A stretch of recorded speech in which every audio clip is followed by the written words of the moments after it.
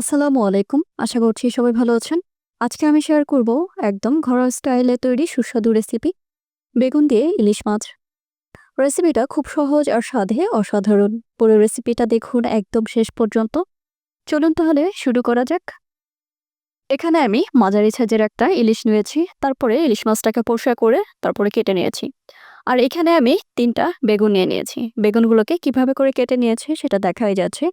এরপরে ইলিশ এখানে আমি হলুদ এবং লবণ দিয়ে মাখিয়ে তারপরে ভেজে নেব।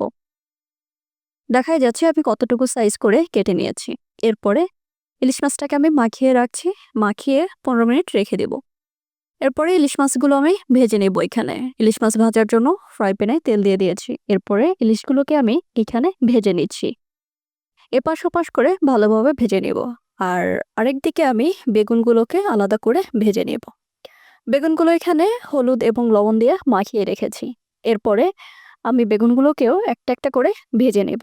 ঠিক যেভাবে করে মাছ ভেজে নেই ঠিক ওভাবে করেই বেগুনগুলোকে ভেজে নেব। এদিকে মাছ ভাজা হয়ে গিয়েছে আর এদিকে বেগুনগুলো ভেজে নিচ্ছি। মাছ যেটাতে ভেজেছি আমি কিন্তু সেটাতে বেগুন ভাজিনি। আমি অন্য একটা তাওয়ার মধ্যে তেল দিয়ে তারপরে বেগুনগুলো ভেজে নিয়েছি। আর এইদিকে এই যে দেখাই যাচ্ছে কত সুন্দর করে আমি বেগুনগুলো ভেজে নিচ্ছি। মাছ ভাজা হয়ে গিয়েছে আর বেগুনগুলো খুব ভালোভাবে ভাজা হয়ে গিয়েছে। সবগুলো বেগুন এই যে ভেজে নিয়েছি। দেখতেই অসাধারণ লাগছে। এরপরে পুরোপুরি রান্নাতে চলে যাচ্ছে। এখানে আমি তেলে পেঁয়াজ ভেজে নিচ্ছি। তারপরে এখানে আমি 1/2 চা চামচ পরিমাণ আস্ত জিরা দিয়ে দিচ্ছি। জিরা দিয়ে তারপরে আরও কিছুক্ষণ নাড়াচাড়া করে সামান্য পরিমাণ পানি দিয়ে দিচ্ছি মশলা কষানোর জন্য। এখানে 1/2 চা চামচ পরিমাণ আদা দিয়েছি, বাকি মশলা দিয়েছি হলুদ, মরিচ, লবণ সব দিয়ে তারপর ভালোভাবে মশলাটা কষিয়ে নিচ্ছি। মশলা ভালোভাবে কষানো হয়ে গেলে তারপর আমি এখানে ভেজে রাখা বেগুন দিয়ে দিচ্ছি প্রথমে। বেগুন দিয়ে তারপরে একটু ভালোভাবে নাড়াচাড়া করে বেগুনটাকে খুব ভালোভাবে কষিয়ে নেব। দেখাই যাচ্ছে আমি কিভাবে করে বেগুন কষিয়ে নিচ্ছি। এভাবে একটু সময় ধরে বেগুনটাকে কষিয়ে নিতে হবে। বেগুন যখন ভালোভাবে কষানো হয়ে যাবে এরপরে আমি ভেজে রাখা ইলিশ মাছগুলোকে দিয়ে দিচ্ছি।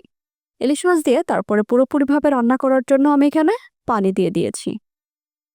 এরপরে এই যে ইলিশ মাছ রান্না করে নিচ্ছি। ইলিশ মাছ কিন্তু ফুটে গিয়েছে আর মাখা মাখা ঝোল হয়েছে। আমি কিন্তু মাখা মাখা ঝোল রাখবো। তারপরে যখন মাখা মাখা ঝোল চলে আসবে তারপর আমি নামিয়ে ফেলবো। এখানে কিন্তু চাইলে একটু ধনিয়া পাতা ব্যবহার করা যেতে পারে। যদিও ইলিশের সাথে ধনিয়া পাতাটা তেমন একটা যায় না, তারপরও ইচ্ছা অনুযায়ী চাইলে দিতে পারেন। আমি কিন্তু এখানে ধনিয়া পাতা দেইনি। যাই হোক এই যে ইলিশ মাছের ঝোলটা ঘন হয়ে আসছে, এখন আমি চুলার জালটা বন্ধ করে দিচ্ছি। যাই হোক এই ছিল আমার আজকের বেগুন দিয়ে ইলিশ মাছ রান্নার রেসিপি। আশা করি রেসিপিটা আপনাদের ভালো লেগেছে। রেসিপিটা যদি ভালো লাগে তাহলে অবশ্যই একটা লাইক দিন এবং বন্ধুদের সাথে শেয়ার করুন। কমেন্টে জানাতে ভুলবেন না আমার এই রেসিপিটা কেমন হয়েছে। পরবর্তী রেসিপিতে আবার দেখা হবে ইনশাল্লাহ। সবাই ভালো থাকবেন, সুস্থ থাকবেন। সবাইকে অসংখ্য ধন্যবাদ আমার ভিডিওটা দেখার জন্য। আল্লাহ হাফেজ।